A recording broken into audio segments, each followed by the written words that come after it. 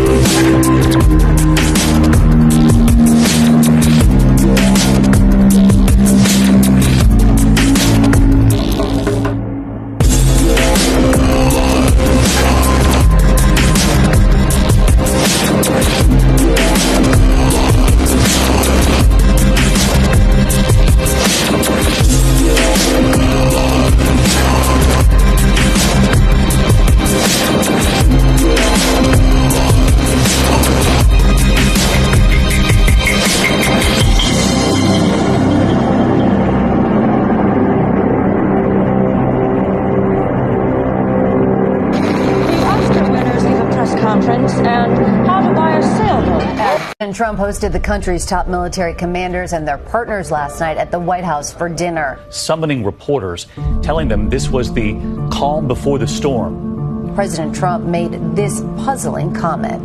What this represents, well, maybe it's the calm before the storm. The White House has not clarified the comments further. There's also a coming out party of sorts for a conspiracy theory that's been popular among Trump fans for a while now. It's called Q. This is Donald Trump. He was fired up overnight in his first rally, letting his anger come out a little bit, venting there, promising payback.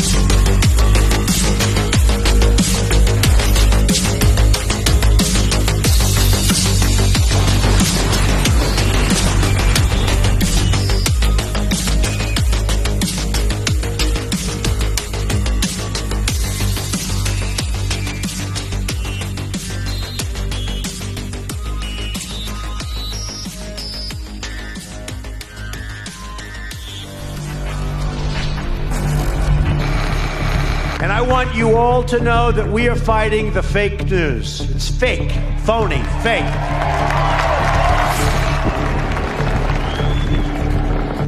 A few days ago, I called the fake news the enemy of the people, and they are. They are the enemy of the people.